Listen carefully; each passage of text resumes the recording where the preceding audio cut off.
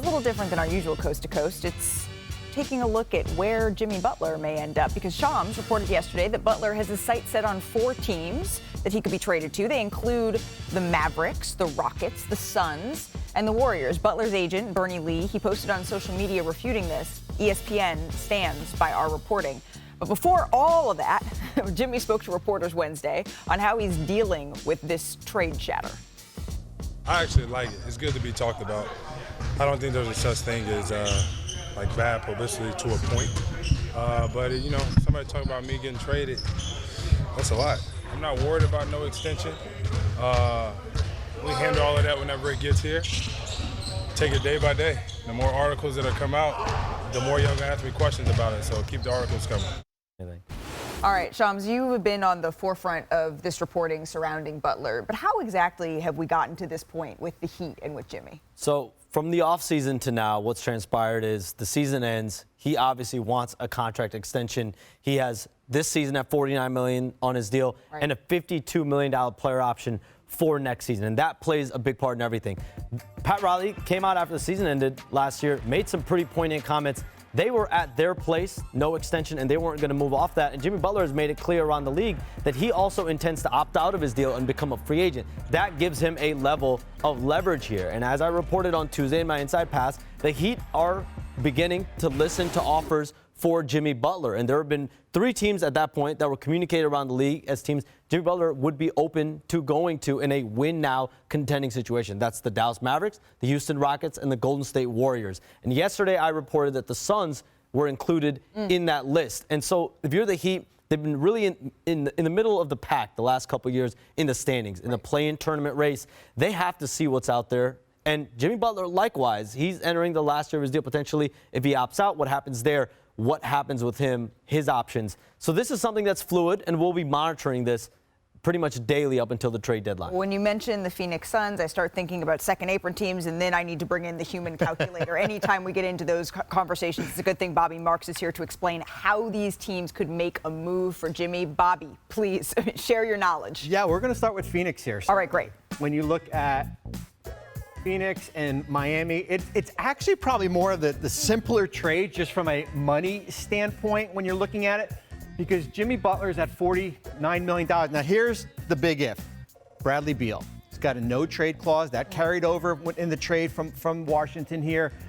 If Beal waived the no trade clause, and certainly when you look at it from Phoenix's perspective, they have a first round pick. That actually works, but from Miami's perspective, Beal has $110 million left on his contract here. Sure. So it doesn't really make sense. You would rather just, you add in a player like Thomas Bryant here. That certainly works.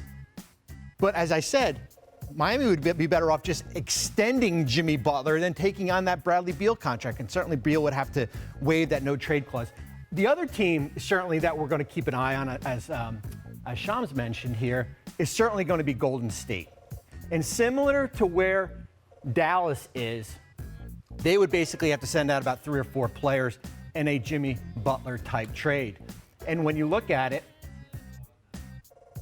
certainly Andrew Wiggins is going to be another player. DeAnthony Melton. See, we start stacking the money here. When you look at Melton, Buddy Hield, Lindy Waters, it's basically going to take them about 4 players to go out and do a Jimmy Butler type deal. And that's going to be the same situation as the Dallas Mavericks.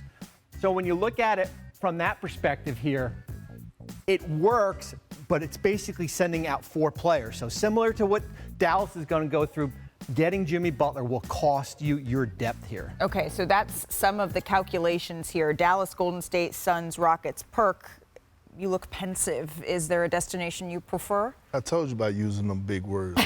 Right? I told you. I like alliteration. Pensive. Look. Any one of those situations, I believe Jimmy Butler can help any one of those teams. But at this point, we got to ask ourselves, is it worth it, right? Pat Riley didn't extend Jimmy Butler this offseason, and it was the right decision by Pat Riley. It was a business decision. We're talking about a guy that's 35 years old. We're talking about a guy that's going that's basically towards the back end of his prime. So does it really make sense? I feel like at this point in his career, he's auditioning to show that he's capable of getting this max dollar. So who is Jimmy Butler?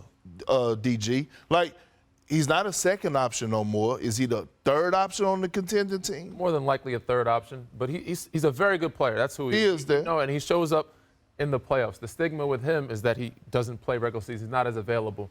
We know he can make an impact on any of these teams. As Mr. Mark's shown, it's going to take a lot of pieces. And why would Miami want Mr. Mark? Why would Miami want these pieces? You know, some of the pieces that they have to go. Why would those teams want to give up those pieces for Jimmy? The dollar amount that he wants, it's hard for him to go to these contending teams with them having to give up so many pieces. I don't see that happening. So what he's looking for, an extension, he's probably have to go to a lower tier team than those teams that he's looking for. You could just call him. You could just call him Bobby. All right, Mr. Green, thank you so much for that insight. The